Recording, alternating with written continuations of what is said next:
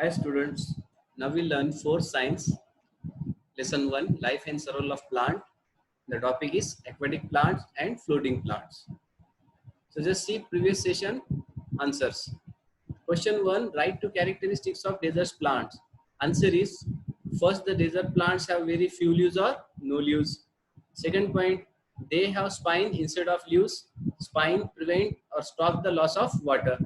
And third point is, they have thick and fleshy stem so that can store water. So check out your answer and write down this answer in your notebook. Second question is that write 2 characteristics of plants in hills. So you can see that first point, they have needle-like leaves with a waxy coating. Second point, they have sloping branches through which snow slides off easily. And third, trees such as pine, cedar, fir, etc. grow in hilly areas. Third question, write 2 characteristics of plants that grow in marshes. First point, they grow in swamp and clay soil. Second point, they have breathing roots. And third one, they are known as mangroves. And the fourth question is that write 2 characteristics of plants that grow in plains. The answer is that first, trees in these regions have thin and broad leaves so that they can capture a lot of sunlight to make their food. Second, these trees shade their leaves during the winter season. An example of such as mango, banyan, peepal and neem trees grow in the plains. Okay. So now we learn aquatic plants. So what is in the aquatic plant? You can see that through the pictures, the plant that grow in water. You can see that the plant that grow in water is known as aquatic plant. So everybody understand? The plant that live and grow in water are called aquatic plant. So aquatic plant can grow in the ponds, in the lakes, in the rivers, in the stream and oceans. So where do aquatic plant grow? So we can simply understand that wherever the water available, the plant that live and grow in water, they are called aquatic plant. They can grow in ponds, lake, rivers, streams and ocean. So there are 3 types of aquatic plant. They are first one floating plants that float on the water. Second is fixed plant, the plant that is 50% inside the water and 50% above the water. And third one is that underwater plant, the plant which grow under the water 100% below the water, that is called underwater plant. So these are the 3 types of aquatic plants. So do you know the phytoplankton is a type of algae, are the some simplest plant found in ocean? Do you know this is the ocean and this is a phytoplankton? So these are very, very small or tiny, but this plant account or produce maximum oxygen. So understand, oxygen gas is necessary for our respiration of animal. So this maximum oxygen is produced by the phytoplankton or type of algae that is present or found in oceans. So it is very useful to produce oxygen. Remember it, phytoplanktons.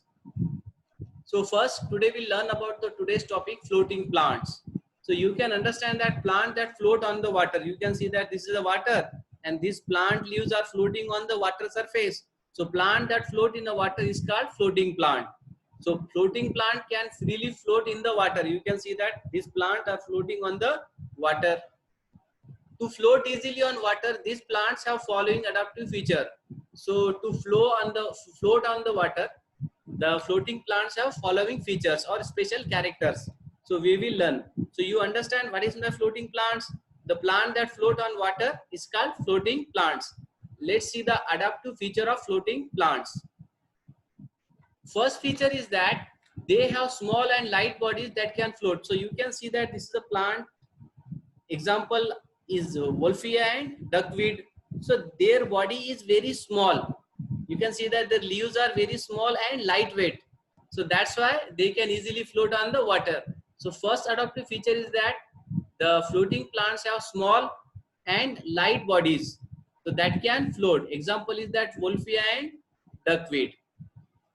The second character feature is that some plants have spongy and air-filled stems. So you can see that this is a stem of floating plant. So here the air-filled stem means in that stem you can see that there is a hollow, means there is no any solid material. So that is can be filled with the air. You know that if anything that can be filled with the air, so that can float on the water. So second character is that the floating plants have spongy and air-filled stems. So this make them light enough to float easily, and due to the air-filled stem, they become lightweight and they float on the water. The example of that, water hyacinth. So in this way, today we'll learn the aquatic plants and the first type of aquatic plant, floating plant. So there is the some achievement or some answers you have to learn and write from the PPT or the video. The question is that define aquatic plant is the first question. So you write the definition of aquatic plant. Second question, name 3 types of aquatic plant. And third question, write to adapt to features of the floating plant. So kindly read the PPT again, learn the answer and write it. So learning at home. Okay, learn it and write it. Thank you.